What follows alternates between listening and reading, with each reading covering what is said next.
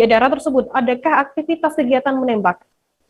Oh ya, dari hasil pemeriksaan pengumpulan data dan keterangan warga setempat, polisi memastikan bahwa pada saat kejadian itu tidak ada aktivitas ataupun kegiatan olahraga menembak ada kegiatan menembak di sekitaran lokasi. Karena pada saat terjadi kondisi cuaca pada saat itu lagi sehingga dia memastikan bahwa tidak ada kegiatan begitu Mbak Firda. Hasan, mungkin bisa Anda jelaskan bagaimana kesaksian dari terkait adanya proyektil yang nyasar ke rumahnya. Oh ya, dari hasil konfirmasi pemilik rumah bahwa pada saat kejadian pemilik rumah atas nama sementara duduk di ruang tamu dan pada saat itu tiba-tiba mendengar suara yang terdengar dari arah luar dan pada saat itu Musliadi tidak itu adalah proyektil. Keesokan harinya setelah mengecek di sekitar jendela ditemukan sebuah lubang yang diduga lubang peluru yang masuk ke rumahnya. Setelah memeriksa semuanya menemukan peluru proyektil itu berada di depan rumah dan dengan adanya penemuan itu pemilik rumah pun melaporkan kejadian ini ke polsek setempat. Baik, benar Hasan tadi juga keterangan dari pemilik rumah dan berikut liputannya untuk Anda. Berapa kejadiannya kemarin ini, Pak? Berapa kejadiannya kemarin ini? Sore, jam 4 sore. Itu kita tahu, itu ada tebak, ada kena rumah tak bagaimana ceritanya? Saya duduk di dekat jendela letusan bisa cari ada punya kayu, tak hambur. Yang jangan 4. Kapan kita temukan proyektilnya, Pak? Pelurunya Tadi pagi. Karena di samping jendela. Tidak sempat kaget atau gimana? Sempat juga kaget. Karena dulu saya. Tapi kita tidak tahu dari mana asalnya. Di mana asalnya? Tidak. Sempat keluar rumah cari tahu. Cuma saya di sini saja berdiri berangkat saja orang. Jadi tadi pagi baru kita lihat. Turunnya. Saya perhatikan tadi kayaknya saya cari di depan pintu. Daerah. Apanya aku bilang nyapu dia.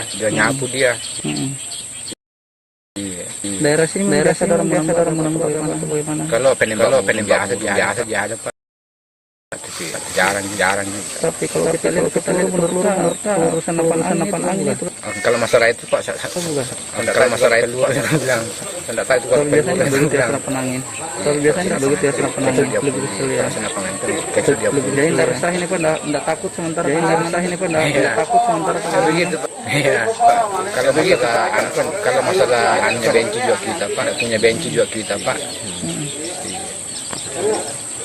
Pak, berapa kali kita dengar Cuma satu kali. Saudara saja kami akan kembali dengan informasi menarik lainnya. Oke, apa kabar Bang Arek? Kalau saya sendiri di sini yang kemarin baru mulai, saya udah pas. Dulu aku nggak ngerasain penangkapan atau penggerbekan atau apa. Karena gini kriteria disebut dengan stroke yang berdarah, stroke yang tidak berdarah, dengan stroke yang tidak berdarah itu stroke yang tidak berdarah dengan adanya penyumbatan pikirnya tidak ke situ kan. Pikirnya kalau di Korea, kalau di Kamboja itu ada beberapa itu ada beberapa Mas ya, saya dulu Mas ya. Gitu ya. Tukang Korea gitu ya. Si anak sebagai tersangka begitu. Ya kalau ini kita bicara yang bagaimana terdapat batas jelas antara hujan yang biasanya terjadi pada bahaya itu Kang, mulai artinya terjadinya nah itu perlempekan, nah itu untuk penetrasi akan sulit. Dok saya ini menurut saya tidak mudah, memang tidak mudah urusan tanah diambil.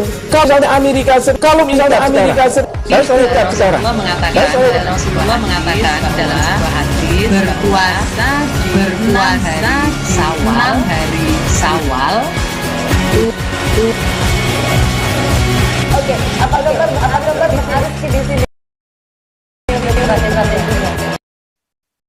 Terima kasih ada masih bersama kami di live update. Kita beralih ke informasi selanjutnya, saudara. Komisi Pemberantasan Korupsi KPK menangkap Bupati Kuantan ini atau Kuansing Andi Putra bersama ajudannya dan beberapa swasta pada Senin 18 Oktober malam. Total ada 8 orang yang diamankan KPK dalam operasi tangkap tangan atau OTT di Kuansing, Provinsi Riau. Adi Putra diduga terlibat dalam transaksi suap terkait perizinan perkebunan. Informasi lengkapnya akan disampaikan oleh jurnalis kami dari news.com. Ada Ilham Riantama yang saat ini sudah tersambung kami. Halo Ilham.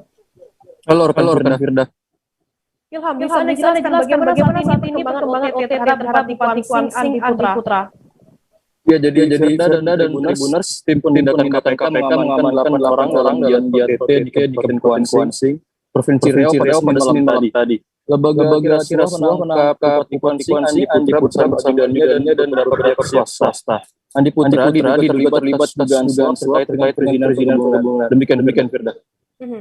Kapan Bupati Kuansing ini dibawa ke Jakarta ke kantor Gedung Merah Putih KPK? Apakah saat ini sudah berada di lokasi atau informasinya? Ya, Gerda. Jadi usai ditangkap dalam di Riau, Bupati Kuansing Andi Putra dan orang tersebut dibawa ke Mapolres Kuansing sebelum pindah ke Mapolda Riau Baru. Dari informasi yang dihimpun hingga kini Andi Putra bersama orang lainnya masih menjalani pemeriksaan intensif di sana. KPK sendiri belum mempermastikan kapan 8 orang tersebut dibawa ke Jakarta. Yang jelas berdasarkan ketentuan Undang-Undang Pidana atau KUHP, KPK memiliki waktu 1 kali 24 jam menggunakan status hukum para pihak yang tertangkap tangan. Demikian Firda. Ilham, lantas apa saja barang bukti yang diamankan oleh KPK sendiri dalam OTT kemarin? Ya, jadi sejauh ini tim penyidik masih mencari di lapangan barang-barang yang diduga berkaitan dengan korupsi Andi Putra. Ini PLT Jurubicara Fikri belum membeberkan apa saja temuan penyidik tersebut. Demikian Firda. Baik, jurnalis kami tadi sudah mengutip keterangan dari PLT Jurubicara KPK Ali Fikri terkait OTT KPK di Riau. Berikut liputan yang Anda. Terkait dengan informasi kegiatan tangkap-tangan oleh KPK, kami sampaikan bahwa benar KPK melakukan kegiatan tangkap-tangan atas dugaan tindak pidana korupsi di wilayah Provinsi Riau, tepatnya di Kabupaten Kuantan atau Kuansing. Sejauh ini ada sekitar 8 orang yang diamankan oleh KPK. Di antaranya adalah Bupati Kuansing, kemudian ajudan dan beberapa pihak swasta. Informasi yang kami peroleh kegiatan tangkap-tangan ini terkait dengan dugaan tindak pidana korupsi, adanya penerimaan dan pemberian jumlah janji atau hadiah oleh negara terkait dengan perizinan perkebunan di Kabupaten Kuansing.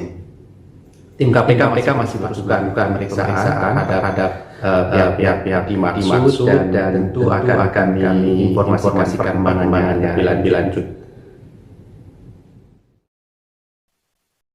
Kita beralih ke informasi selanjutnya, saudara. Sejumlah karyawan diamankan saat penggerbekan kantor pinjaman online pinjol ilegal di area Gading Indah, Gading Utara pada Senin 18 Oktober malam. Direktur Reserse Kriminal Khusus Polda Metro Jaya Kompes Olian Syahsu menyatakan keempat orang tersebut merupakan karyawan PANT dan Information Consulting yang mengoperasikan pinjol ilegal tersebut. Informasi lengkapnya akan disampaikan oleh rekan kami dari Live.com. Ada Junianto Hunangan yang saat ini bersama kami. Halo Junianto. Ya, halo Firda. Bisa Anda jelaskan bagaimana peran dari 4 orang yang diamankan oleh polisian sendiri?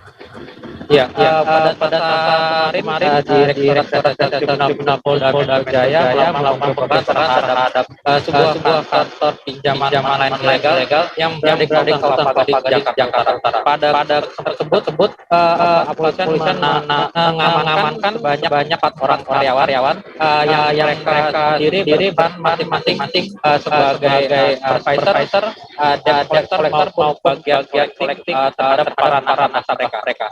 Ya. Junior untuk berapa lama legal sudah beroperasi di sana? Ya, berdasarkan Ditkrim Polda Jaya Kompolian Bis, kantor pinjol ilegal sudah beroperasi selama 3 tahun tepatnya pada 2018 kemarin. Mereka menjaring sejumlah dari sekitar Jabodetabek dan sekitarnya. Total ada berapa nasabah pinjol bisa Anda jelaskan? Ya, selama beroperasi 3 tahun silam, total ada 8.000 nasabah yang sudah mereka menggunakan 4 jenis pinjol yang semuanya dipastikan ilegal, tidak lisensi dari KPK. Junanto, mengapa total ada berapa karyawan di kantor pinjol tersebut dan mengapa saat mendapatkan seperti begitu? Ya, berdasarkan interogasi pada karyawan yang diamankan, total karyawan ada sebanyak 28 yang menempati ruko 4 lantai tersebut. Hanya saja pada saat bukan lokasi kantor terlihat sepi dan nyaris tidak ada aktivitas. Diduga mereka sudah berusaha mengalihkan informasi dengan cara work from home atau bekerja di rumah supaya melalui tugas sebelumnya juga terdapat WhatsApp yang berhasil diinformasi dapat dari tugas bahwa ada karyawan yang mengarahkan supaya kantor pinjol tersebut sebagai perusahaan ekspedisi agar melalui tugas. Demikian. Kemudian bagaimana mereka ini meneror para nasabahnya telah kewajiban tagihan?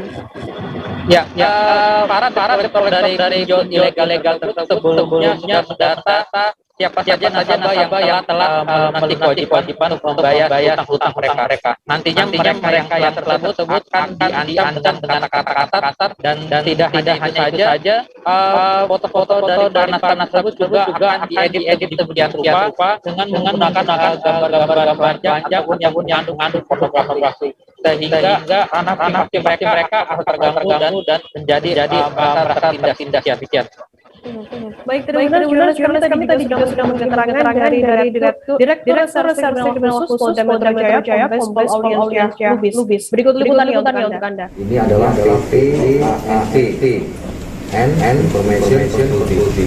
Di bawah PTNT ini ada 4 aplikasi yang mereka jalankan dan semuanya adalah ilegal.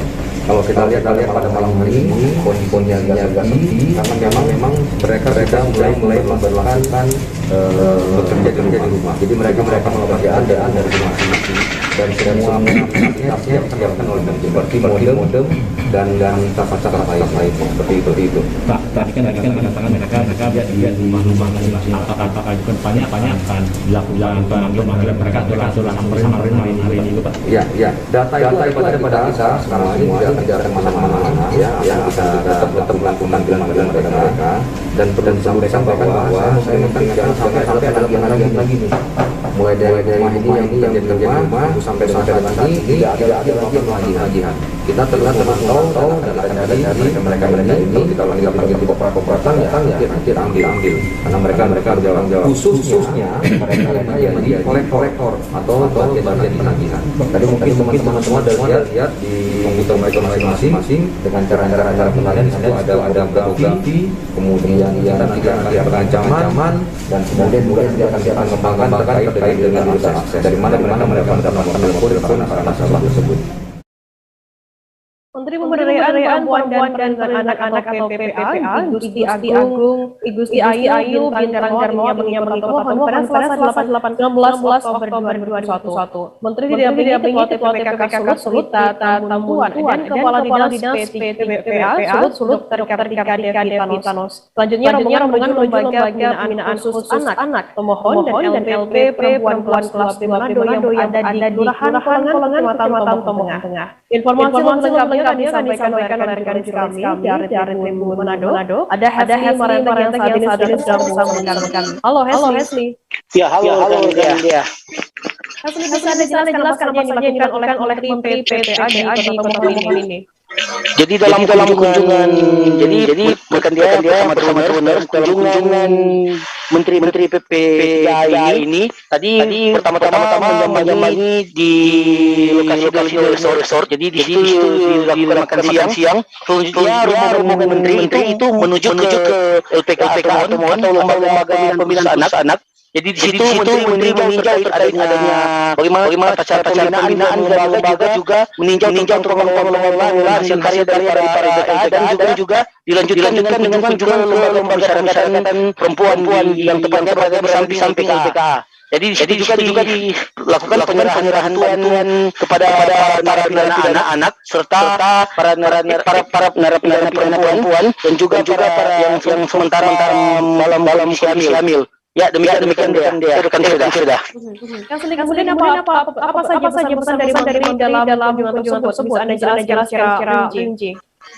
Jadi dalam usai kunjungan tepatnya di lapas perempuan, menteri sempat diwawancara wartawan kepada wartawan menteri PPA ini menyampaikan terkait bagaimana untuk pembinaan dalam lapas ataupun pembinaan dalam lapas ataupun anak-anak. Selain itu juga terkait bagaimana tentang sosialisasi pemberdayaan perempuan dan perlindungan anak atau sendiri. Demikian Firda. Kemudian bagaimana pemerintah tempat sendiri menyambut hal ini?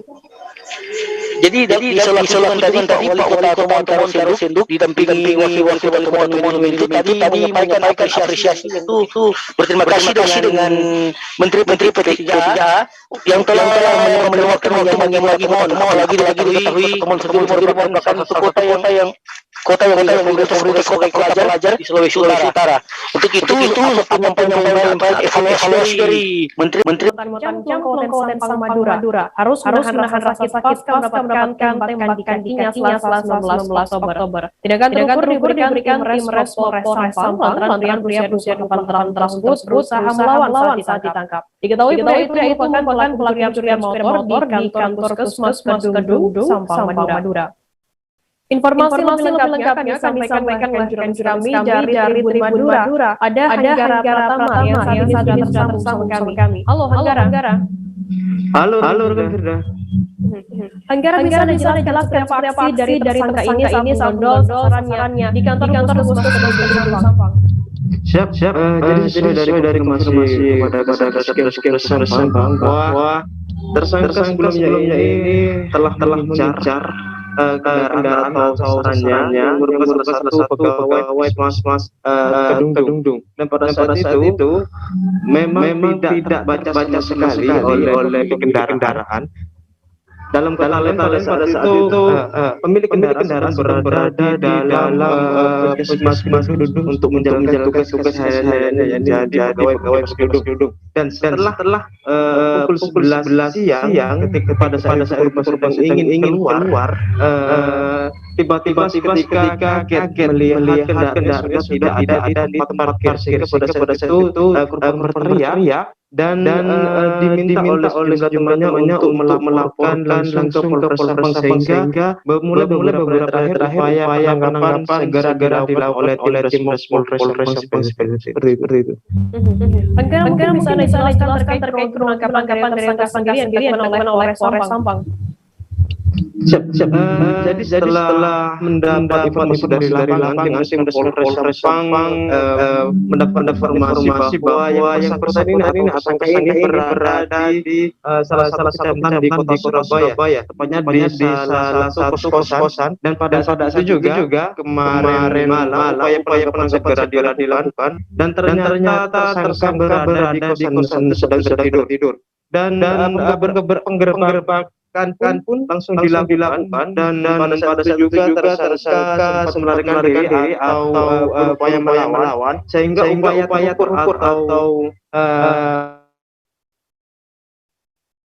tersangka ini seperti itu.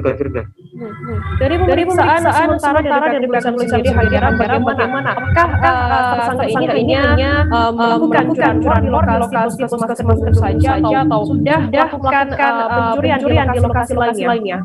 Setelah pemeriksaan dilakukan oleh penyidik Polres Sampang bahwa ada lokasi yang berbeda di Kabupaten Sampang, tempatnya di Kedung yang pertama tadi, kemudian sebelumnya juga di Jalan Raya Pengarengan, kemudian di Desa Pelang Kecamatan Kedung, dan Alfamart di Jalan Diponegoro Kelurahan dan tersangka juga mengaku bahwa juga melakukan curanmor di dua lokasi di Kabupaten Sidoarjo. Dan kemudian yang bikin mengagetkan juga tersangka juga melakukan pencurian dua unit di Kabupaten Probolinggo. Baik, terima kasih rekan dari Madura atas laporannya. Selamat bertugas kembali. Kriteria. Jadi kita mengenal disebut stroke yang tidak berdarah dan stroke yang berdarah. Stroke yang tidak berdarah biasanya ditandai dari adanya penyumbatan ini mungkin pikirnya ke situ kan, tapi kalau di Korea atau Boja itu ada PP ya. Saya informasi dulu laporan. Oh gitu ya. Jadi kalau saya sudah banget. Seperti anak-anak ini dijaga dari terbatas begitu. Ya kalau ini kita bicara yang jelas kasus ngobrol ya. Hujan shower, di mana terdapat jelas antara hujan dan hujan yang biasanya terjadi pada awal stage atau bahaya Kang. Jadi mulai artinya terjadinya perlembakan. Nah itu penalasi akan sulit. Dok, saya memang tidak mudah. Bukan urusan tanah diambil. Kalau Amerika sekarang, saya mengatakan dalam sebuah hadis bahwa berpuasa 6 hari Syawal itu. Oke. Apakah ada sendiri kalau saya sendiri di media ini yang malam-malam lain saya dalam depan Enggak ngerasa penangkapan apa itu. Karena kriteria. Jadi kita mengenal disebut stroke yang tidak berdarah dan stroke yang berdarah. Stroke yang tidak berdarah biasanya ditandai dari adanya penyumbatan ini mungkin pikirnya ke situ kan, tapi kalau di Korea atau Boja itu ada PP ya. Saya informasi dulu laporan. Oh gitu ya. Jadi kalau saya sudah banget. Seperti anak-anak ini dijaga dari terbatas begitu. Ya kalau ini kita bicara yang jelas kasus ngobrol ya. Hujan shower, di mana terdapat jelas antara hujan dan hujan yang biasanya terjadi pada awal stage atau bahaya Kang. Jadi mulai artinya terjadinya perlembakan. Nah itu penalasi akan sulit. Dok, saya memang tidak mudah. Bukan urusan tanah diambil. Kalau Amerika sekarang, saya mengatakan dalam sebuah hadis Terima kasih Anda masih bersama kami di live update. Kita berada dalam Lampung, saudara. Seorang ibu rumah tangga di Lampung Utara beserta anak-anaknya menjadi korban begalan Selasa 12 Oktober sekira pukul 13.00 waktu Indonesia Barat. Korban diketahui bernama Hermawati 51 tahun dan anaknya jelita 16 tahun. Herma mendapatkan baju bagian kepalanya, sementara anak-anak mengalami luka di bagian dan leher kanannya. Informasi lengkapnya kami sampaikan oleh rekan kami dari Tribun Lampung. Ada Bayu Ardiansa yang saat ini sudah bersama kami. Halo Bayu. Halo, Firda, di mana saja? Bisa dijelaskan bagaimana terjadinya begalan terhadap dua korban ini? Ya, Kang Firda. Korban merupakan warga Kota Bumi. Saat itu dia hendak menjenguk suaminya bersama dengan anak-anaknya yang sedang sakit di rumah sakit ini. Sepulang dari rumah sakit itu, mereka diikuti oleh dua orang pulang tadi kenal pelaku begal. Sampainya desa Paringan, Kecamatan Barat. Keduanya langsung dipepet dan dibacok karena berusaha melawan para pelaku ini. Setelah mendapatkan adanya korban, masyarakat yang melintas langsung berusaha membawa keduanya ke rumah sakit Adaya di kota Bumi. Tibanya di sana mereka mendapatkan perawatan sip hingga saat ini, rekan Firda. Bayu, bagaimana saat ini kondisi kedua korban tersebut? Ya, rekan Firda, saat ini kondisinya sudah baik, di mana mereka masih merasa nyeri bagian yang terluka akibat benda tajam tersebut. Karena mereka terkena pukulan golok dari para pelaku. Rekan Firda. Lantas, untuk pelaku sendiri apakah saat ini sudah ditangkap oleh polisian? Ya, Kang Firda. Aparat gabungan dari Polda dan Polres melakukan penyidikan. Diperoleh informasi kedua pelaku berada di Bukit Kemuning. Kemudian mereka langsung menyasar ke rumah-rumah masing-masing dan berusaha menangkapnya. Namun ketika ditangkap, salah satunya berusaha melawan dengan petugas dengan menyerang menggunakan golok. Sehingga petugas kepolisian memberikan tindakan tersebut. Akibatnya orang pelaku tersebut meninggal dunia tempat. Pelaku yang meninggal bernama Riyadi dan Firda. Pelaku ini tersebut. Demikian Firda. Untuk kedua korban ini saya mendapatkan visual bahwa ada sejumlah anggota PKK yang juga menjenguk kedua korban. Bagaimana informasi terkait hal ini, Bayu? Ya, betul. Pada hari ini Ketua BKK Kabupaten Lampung Utara sudah menjenguk keduanya di rumah Sandayani. Ibu Bupati atau PPK Lampung Utara ini berusaha mendengarkan keduanya agar tidak berlarut mengalami kesalahan karena mendapatkan trauma akibat kejadian begalan tersebut. Dia berharap keduanya cepat sembuh dan beraktivitas kembali seperti sedia kalanya. Baik, terima kasih rekan jurnalis dari Tribun Lampung Bayu atas laporannya. Selamat bertugas kembali. Kita beralih ke informasi selanjutnya, saudara. Kepolisian Resor Ketapang Satuan Lalu Lintas melaksanakan program korban atau sorban lantas Jumat 11 Oktober. Dalam kegiatan tersebut jajaran Satlantas Polres Ketapang menyisikan sebagian rezeki untuk menyantuni para korban lantas di Kabupaten Ketapang. Kapolres Ketapang AKBP Yani Permana mengatakan kegiatan sorban merupakan satu di antara program Polres Ketapang khususnya di Satuan Lalu Lintas. Untuk mengetahui informasi lebih detailnya sudah bergabung kami wartawan dari Tribun Anak. Ada Nur Imam Satria yang akan memberikan informasi lengkap untuk Anda Tribuners. Halo Imam. Halo Firda. Imam bisa Anda jelaskan seperti apa kegiatan sorban lantas ini?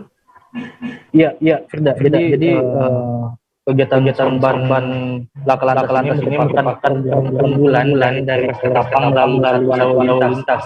Jadi kegiatan sorban ini menurut KBP Yani yang mengatakan jika program ini merupakan cara mereka untuk lebih mendekatkan diri kepada korban dan keluarga korban lalu lintas dengan memberikan santunan ke mereka secara langsung gitu. Lantas apa saja atau bantuan yang diberikan pada program lantas ini? Kalau untuk bantuan atau santunan yang diberikan macam-macam, mulai dari sembako, ada juga alat tulis yang khususnya untuk bahan anak-anak. Selain itu juga Polres Ketapang juga memberikan kaki palsu kepada korban yang terpaksa diamputasi kakinya begitu. Bagaimana rencana ke depannya dari Polres Ketapang sendiri terkait program sorban lantas ini? Untuk kedepannya, Polres Ketapang berencana tidak hanya di kota Ketapang, namun akan menyasar daerah-daerah lain maupun kecamatan lain di Kabupaten Ketapang. Hal itu dilakukan melalui polsek tempat yang mana nanti polsek tempat mengumpulkan menyisakan sedikit mereka untuk membelikan bantuan dan memberikan santunan pada korban laka yang ada di daerah Ketapang. Begitu Firda. Baik, terima kasih rekan jurnalis dari Pontianak atas laporannya. Selamat bertugas kembali. Pemkot Kendari melakukan groundbreaking atau peletakan pertama pembangunan jalan Kembar di Jalan Z.A. Sugianto pada 18 Oktober. Kalau saya sendiri di meja hijau ini malam-malam lain saya jalan depan. Enggak ngerasa apakah berdampak apa karena kriteria. Jadi kita mengenal disebut stroke yang tidak berdarah. Stroke yang tidak berdarah ini biasanya ditandai dari adanya bata atau nyumbat ini mungkin pikirnya tidak suka, tapi kalau di Korea atau Kamboja itu ada apa? Ya, dulu laporan. Oh gitu ya. Jadi kalau banget. Kakak si anak-anak ini juga terbatas gitu. Ya kalau ini kita bicara yang jelas satu ngobrol ya. Hujan shower, di mana terdapat jelas dan hujan yang biasanya terjadi pada awal matek atau bahaya itu Kang. Jadi mulai artinya terjadinya perlembakan. Nah itu benar-benar akan sulit. Dok saya memang tidak mudah, bukan urusan tanah diambil. Kalau ada sekarang. Rasulullah mengatakan dalam hadis bahwa berpuasa 6 hari Syawal itu. Oke. Ada kalau saya sendiri di meja hijau ini malam-malam lain saya jalan depan. Enggak ngerasa apakah berdampak apa karena kriteria. Jadi kita mengenal disebut stroke yang tidak berdarah. Stroke yang tidak berdarah ini biasanya ditandai dari adanya bata atau nyumbat ini mungkin pikirnya tidak suka, tapi kalau di Korea atau Kamboja itu ada apa? Ya, dulu laporan. Oh gitu ya. Jadi kalau banget. Kakak si anak-anak ini juga terbatas gitu. Ya kalau ini kita bicara yang jelas satu ngobrol ya. Hujan shower, di mana terdapat jelas dan hujan yang biasanya terjadi pada awal matek atau bahaya itu Kang. Jadi mulai artinya terjadinya perlembakan. Nah itu benar-benar akan sulit. Dok saya memang tidak mudah, bukan urusan tanah diambil. Kalau Terima kasih nama bersama kami di live update. Kita beralih ke informasi selanjutnya, saudara. Pemerintah Kabupaten Sigi menyalurkan dan bantuan pangan kepada masyarakat yang tinggal di tetap atau BWSG. Bantuan pangan itu berupa beras masing-masing keluarga 10 kg. Bantuan diberikan langsung oleh Bupati Muhammad Irwan kepada penyintas di Punta Kecamatan Sigi Biromaru pada Selasa 11 Oktober hari ini. Informasi lengkapnya akan disampaikan oleh rekan jurnalis kami dari Palu. Ada salam yang sudah tersambung kami. Halo, salam. Halo Firda. Salam bisa dijelaskan berapa total jumlah bantuan pangan berupa beras masyarakat yang diberikan ke masyarakat Punta tersebut?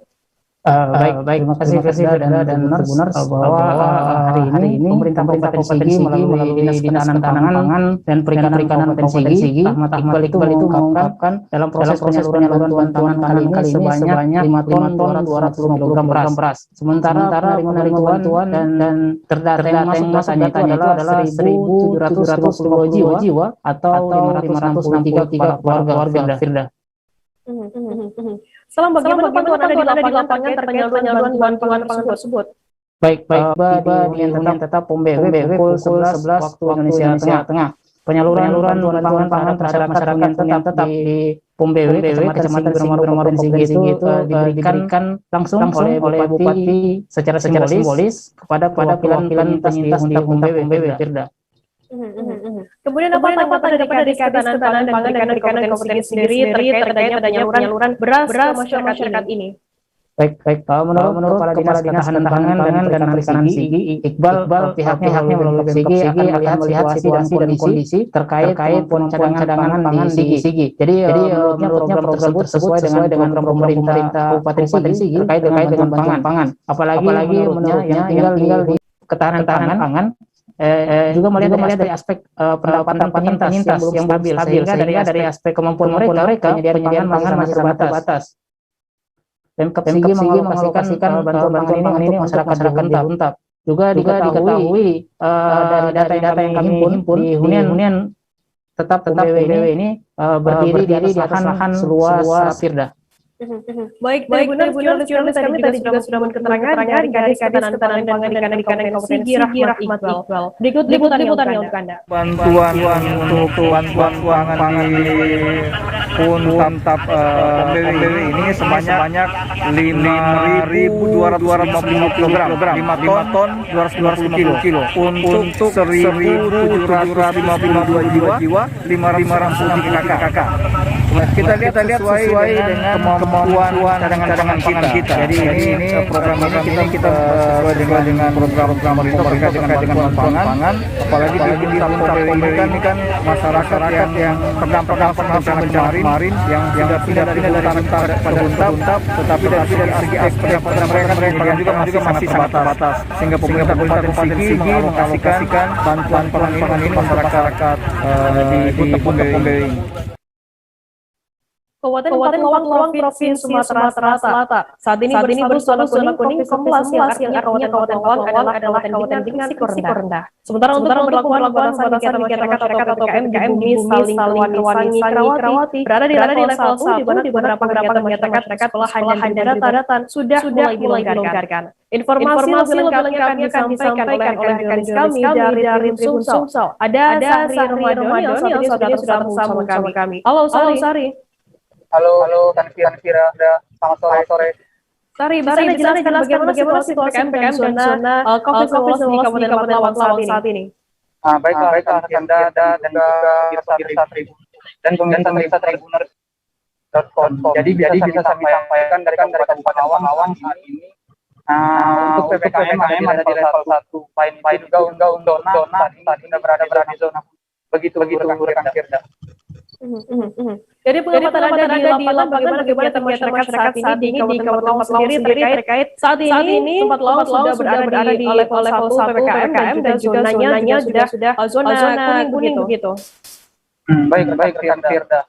Untuk di tempat Lawang sendiri berdasarkan cara saya berbicara COVID-19 dan Lawang sejak tanggal 2 Oktober sudah diberlakukan pelonggaran baik mulai dari kegiatan sekolah, kegiatan sosial seperti hajatan, perdagangan, pekerjaan itu sudah dilonggarkan. Tetapi seperti hajatan sendiri itu dibatasi hanya dengan kapasitas 5%. Selain itu misal peribadatan itu juga sudah dilonggarkan, kapasitas sudah 75%.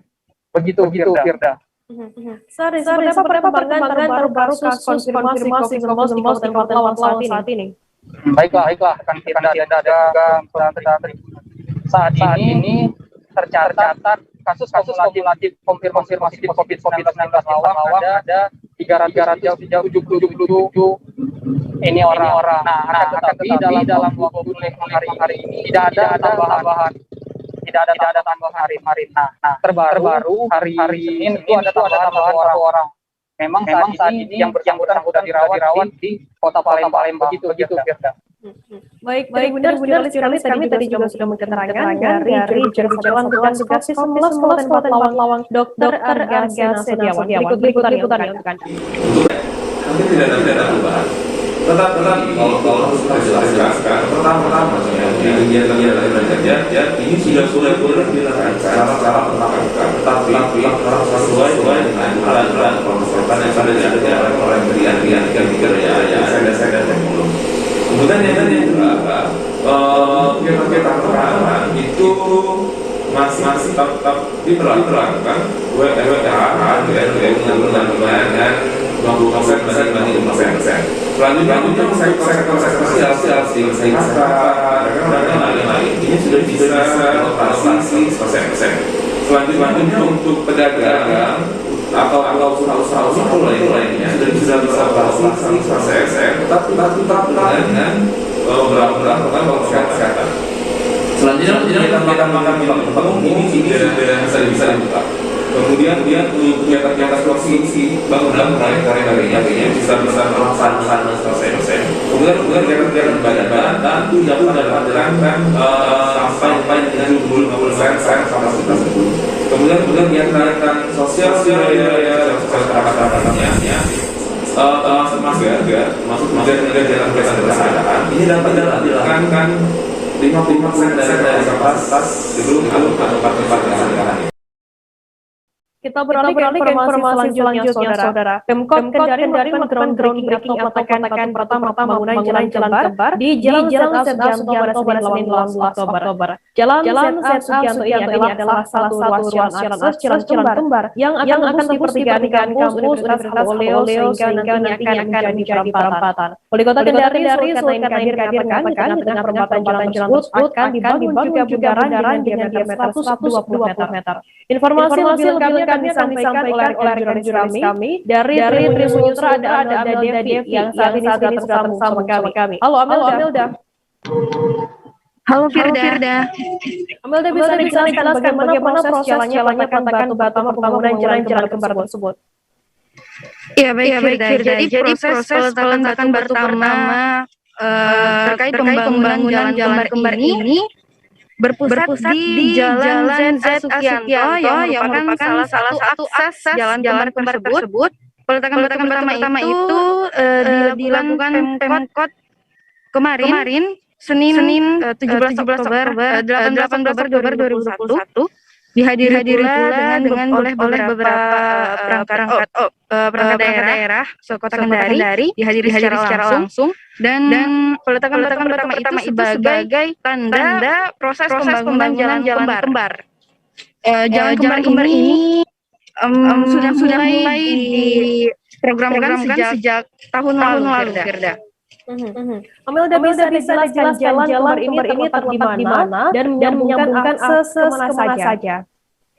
Baik Firda. Jadi jalan kembar yang digiatkan oleh pemerintah Kendari ini menghubungkan Jalan Z.A. Sugianto sebagai titik awal peletakan pertama tadi itu akan tembus di Jalan Hemokodompit, tepatnya di pertigaan kampus Universitas Oleo. Kemudian itu berukuran sekiranya 2,6 meter. Kemudian jalur lainnya yaitu dari Kali Kadia menembus samping RSUD Abu Nawas atau RSUD Kendari dengan panjang 1,6 meter sehingga nanti di bagian tengah akan ada perempatan. Perempatan pertemuan antara kedua jalur tersebut, Firda. Dan seperti yang disampaikan di awal tadi bahwa di perempatan tersebut akan ada bundaran yang dibangun dengan diameter 120 meter dan kemungkinan kendaraan tersebut akan serupa dengan kendaraan yang ada di Jakarta. Seperti itu, Firda. Oke, lantas apa harapan dari Wali Kota Kendari Sulkarnain Kadir terkait pembangunan jalan-jalan ini, Amelda? Iya, baik Firda. Jadi pembangunan jalan kembar yang didanai oleh program pemulihan ekonomi dari pemerintah pusat ini diharapkan oleh Pemkot Kendari sebagai salah satu salah satu alasan untuk pemulihan ekonomi dari sendiri, Firda. Jadi akan ada beberapa daerah di lokasi tersebut yang bisa dikembangkan untuk ditempatkan beberapa UMKM sehingga adanya pemulihan ekonomi di daerah tersebut. Selain itu juga dengan selain penempatan UMKM di ruas jalan kembar tersebut, Pemkot Kendari juga telah merancang adanya jalan khusus bagi olahraga teman-teman yang teman-teman Kendari yang gemar olahraga agar bisa memanfaatkan jalan-jalan baik itu bersepeda maupun lari-lari santai seperti itu. Berharap dengan sentral Pak nyaring dulu. Karena otoritas yang akan menangani besar-besar lain dan kita fokus namanya yang nyaring supaya bisa memecah kemacetan dan dirasakan masyarakat yang bisa dilakukan sekaligus tadi dampak yang lain ekonomi masing-masing. Itu anggarannya kurang lebih 210 miliar ya untuk jalan-jalan ini kita dapatkan dari program-program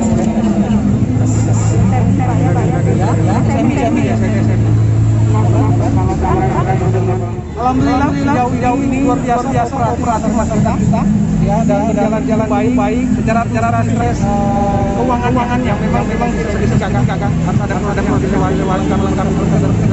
tapi sejauh ini alhamdulillah jalan karena memang kita melibatkan media ini KJPP yang menentukan nilai setelah itu kemudian berdasarkan kajian itu kemudian kita membicarakannya kepada Pak. Tribuners, selanjutnya kami kembali dengan informasi lainnya tetap di live update. Oke. Kalau saya sendiri di media ini yang malam-malam lain saya jalan depan. Enggak ngerasain apa-apa berdampak apa itu. Karena kriteria. Jadi kita mengenal dengan stroke yang tidak berdarah dan stroke yang berdarah. Stroke yang tidak berdarah ini biasanya ditandai dari adanya bata ini mungkin pikirnya tidak kan. Tapi kalau di Korea atau Kamboja ya itu ada apa ya. Ya dulu orang. Oh gitu ya. Ya saya ya. Jadi kalau sudah banget. Si anak-anak ini juga terjadi gitu. Ya kalau ini kita bicara yang di luar kasus ngobrol ya. Tentang hujan shower, di mana terdapat jelas ada hujan yang biasanya terjadi pada awal stage atau bahaya Kang. Jadi mulai artinya terjadinya perlembakan. Nah itu pasti akan sulit. Dok saya memang tidak mudah, bukan urusan tanah diambil. Kalau ada di sekarang, Rasulullah mengatakan dalam sebuah hadis bahwa berpuasa 6 hari Syawal itu. Oke. Ada di sini. Kalau saya sendiri di media ini yang malam-malam lain saya jalan depan. Enggak ngerasain apa-apa berdampak apa itu. Karena kriteria. Jadi kita mengenal dengan stroke yang tidak berdarah dan stroke yang berdarah. Stroke yang tidak berdarah ini biasanya ditandai dari adanya bata ini mungkin pikirnya tidak kan. Tapi kalau di Korea atau Kamboja ya itu ada apa ya. Ya dulu orang. Oh gitu ya. Ya saya ya. Jadi kalau sudah banget. Si anak-anak ini juga terjadi gitu. Ya kalau ini kita bicara yang di luar kasus ngobrol ya. Tentang hujan shower, di mana terdapat jelas ada hujan yang biasanya terjadi pada awal stage atau bahaya Kang. Jadi mulai artinya terjadinya perlembakan. Nah itu pasti akan sulit. Dok saya memang tidak mudah, bukan urusan tanah diambil. Kalau kalian aneh-aneh sekarang, Rasulullah mengatakan dalam sebuah hadis bahwa berpuasa 6 hari Syawal itu. Oke, apakah ada di sini kalau saya sendiri di meja 3 ini yang malam-malam lain saya dalam depan enggak ngerasain makan burger dan apa itu karena pos kriteria jadi kita mengenal dengan stroke yang tidak berdarah dan stroke yang berdarah. Stroke yang tidak berdarah ini biasanya ditandai dari adanya menyumbat. Terima kasih masih bersama kami di Live Update. Kita beralih ke informasi selanjutnya, saudara. Rencana pemerintah menerapkan aturan karantina bagi jemaah umroh Indonesia dilakukan oleh usaha travel di tanah air. Hal itu diungkapkan oleh inisiator perkumpulan travel haji Indonesia atau Fatuhin Muhammad Daud. Dirinya meminta pemerintah tidak memberatkan jemaah dengan aturan tersebut. Seperti diketahui pemerintah berencana menerapkan aturan karantina sebelum keberangkatan selama 3 kali 24 jam serta saat kepulangan selama 5 kali 24 jam. Informasi lengkapnya akan disampaikan oleh jurnalis kami dari trip.com. Ada Fadi Flevi yang saat ini sudah bersama kami. Halo Fadi. Halo Firda. Fadi bisa menjelaskan apa alasan dari pengusaha travel menolak aturan karantina dari pemerintah? Ya, menurut usaha travel ini, aturan dari pemerintah terhadap jemaah umroh ini memberatkan para jemaah secara fisik maupun psikis, Firda. Selain itu, rencana penerapan terbang satu pintu dianggap dapat memberatkan jemaah umroh yang berasal dari daerah, Firda.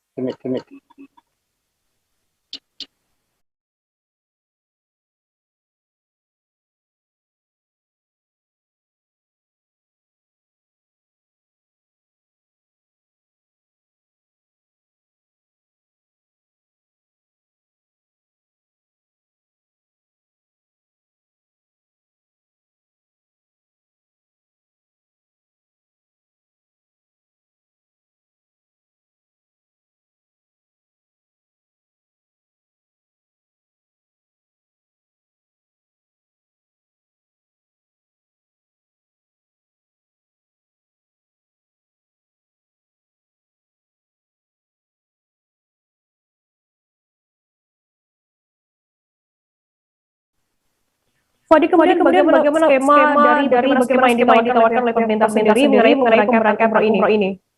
Ya, kalau dari pemerintah konsep penyelenggaraan ibadah umroh tahun ini adalah sebagai berikut, yaitu persyaratan jemaah umroh harus mengikuti ketentuan dari pemerintah Kerajaan Arab Saudi. Kemudian jemaah wajib mengikuti protokol kesehatan secara ketat sebelum keberangkatan dan sesudah kembali ke air. Lalu pemberangkatan jemaah akan dilaksanakan secara terpadu melalui pintu dari Bandara Soekarno-Hatta. Langkah ini dilakukan dalam rangka pengendalian dan pengawasan penyelenggaraan ibadah. Kemudian jemaah juga diwajibkan melakukan PCR sebelum keberangkatan dan cara terpadu akan dilakukan jemaah karantina di asrama haji. Kemudian penerbangan yang diizinkan untuk jemaah umroh beserta barang-barangnya diusulkan menggunakan daerah flight dari Indonesia langsung Arab Saudi. Pemerintah juga menerapkan skema untuk aplikasi Peduli Lindungi Menkes akan diintegrasikan dengan aplikasi dari Arab Saudi dan Siskop Menak. Kemudian diwajibkan pula bagi jemaah umroh untuk melakukan QR code, sertifikat vaksin, serta terdapat perubahan biaya referensi perjalanan biaya umroh. Demikian. Fadi, bagaimana perkembangan mengenai penerapan vaksin untuk jemaah Indonesia oleh pemerintah Arab Saudi saat ini? Ya, saat pemerintah Arab Saudi sebenarnya sedianya menerapkan untuk jemaah Indonesia untuk melakukan booster vaksin terutama bagi jemaah Indonesia menggunakan vaksin Sinovac. Namun pemerintah Indonesia masih mencoba melobi agar Indonesia tidak dikenakan kebijakan tersebut karena sejauh ini kebijakan menggunakan booster vaksin hanya dikhususkan bagi tenaga medis. Demikian Firda. Baik, benar jurnalis kami tadi sudah mengketerangan dari inisiator perkumpulan travel Haji Indonesia sekaligus Direktur Riau Wisata Hati Muhammad. Berikut liputan untuk Anda. Karantina kita selamat hari 3 jam. Terus kepulangan karantina lagi, ya kan? 5 kali 24 jam kepulangan, ya kan? Dalam hal ini kita minta kepada PHU bagaimana caranya melobi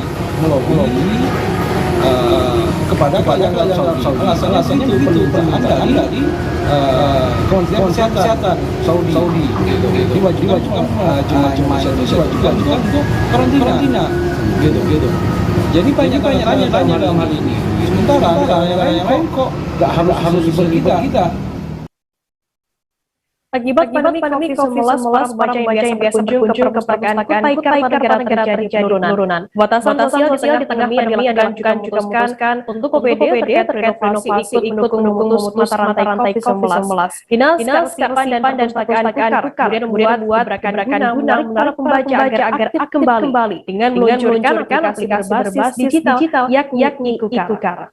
Informasi lebih lengkapnya akan disampaikan oleh rekan jurnalis kami dari Tim Kaltim. Ada Muhammad Fairuz Sania saat ini sudah bersama kami. Halo Fairuz. Halo rekan Firda. Fairuz, Anda jelaskan apa tujuan aplikasi digital Ikukar ini diluncurkan oleh pemerintah di sana? Baik rekan Firda. Ya, tujuan Pemkab Kutai Kartanegara menjadi meluncurkan aplikasi Ikukar untuk membuka pelayanan untuk membaca secara digital di era pandemi ini untuk memang dalam batas sosial ini rata-rata semua terdampak oleh pandemi. Nah, Dinas Kearsipan sendiri meluncurkan tersebut untuk menjadi solusi untuk para pembaca yang biasanya datang ke perpustakaan di Dinas Perpustakaan Kutai Kartanegara ini agar bisa mengakses melewati aplikasi yang sudah tertera di aplikasi Google Play Store begitu. Tujuannya yakni untuk meningkatkan kembali gairah pembaca yang kemarin sempat yang offline tetap untuk bisa tetap mengakses melalui aplikasi digital tanpa berbentuk itu rekan Firda. Kemudian ada berapa banyak buku digital yang ada di aplikasi Ikukar ini, Fairuz?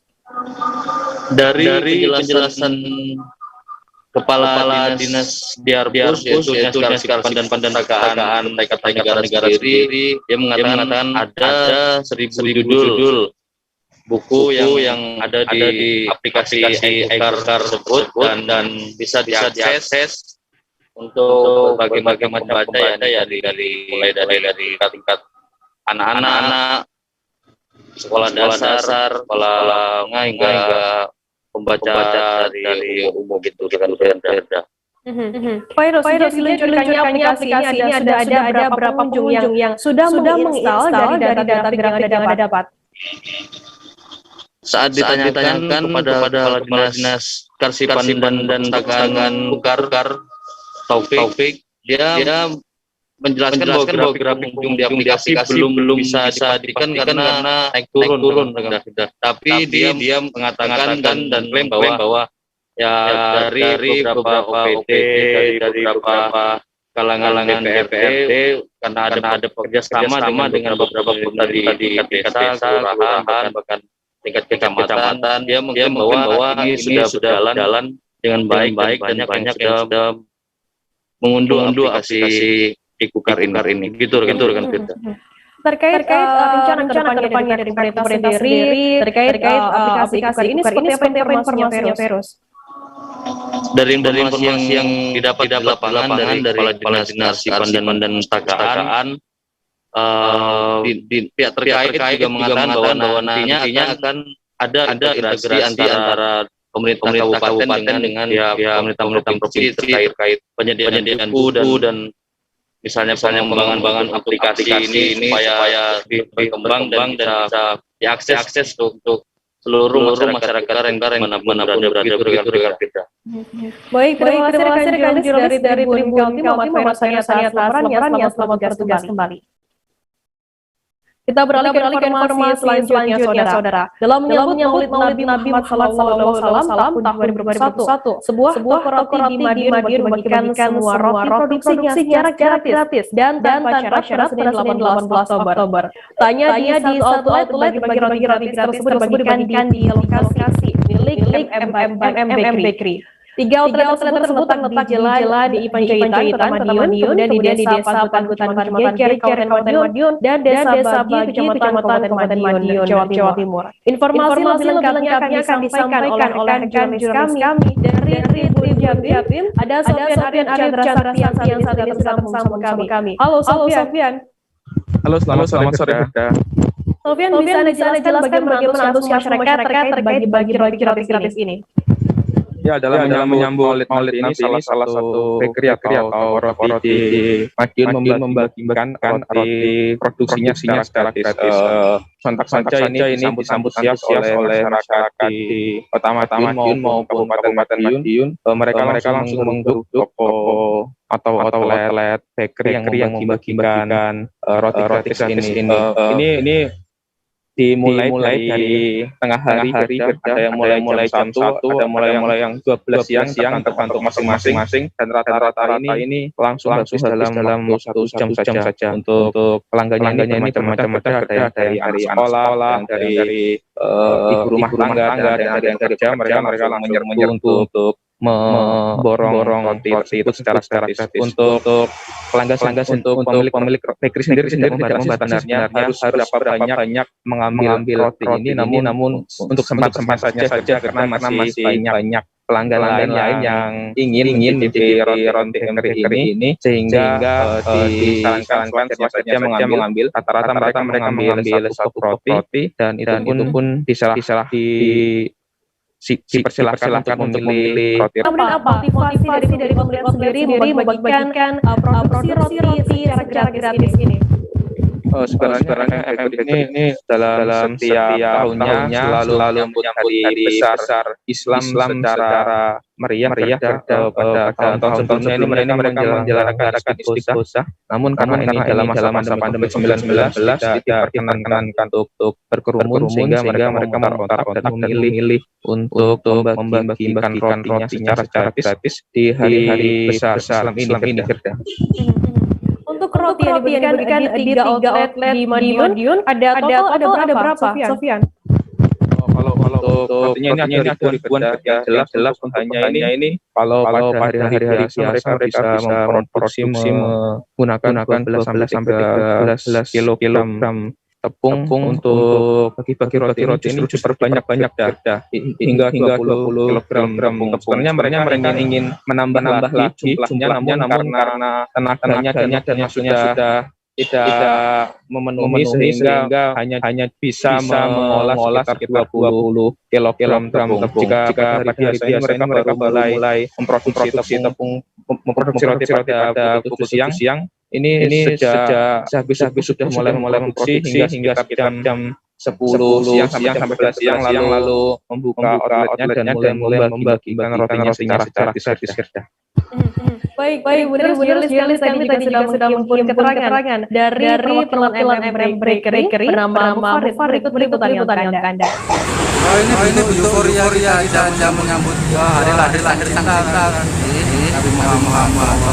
Jadi ini euforia kami keluarga besar negeri dalam rangka menyambut Maulid kita gratiskan siapapun yang mau datang dan ingin roti negeri. Syarat-syaratnya apa Mas ini, Mas? Nggak ada syarat. Asalkan datang langsung pilih aja gitu, Mas ya. Iya. Mas ini untuk mulainya jam berapa tadi, Mas? Mulai lepas luhur. Untuk satu hari aja, Mas ya? Hari aja. Ini kalau di lain sampai berapa, Mas? Roti yang ikan ini. 6 sampai 7,5 lah. 6,7 juta, Mas ya? Ini eventnya atau gimana, Mas? sebenarnya sekarang kita adakan kegiatan, entah kita pakai mesin, nyari masalah, usaha, cuman itu bagi-bagi langsung baru kali ini. Oh gitu. Mas tadi untuk bahan baku yang digunakan ini sampai berapa kilo mas ini? Dari sampai 19 kilo. Sampai 19 kilo.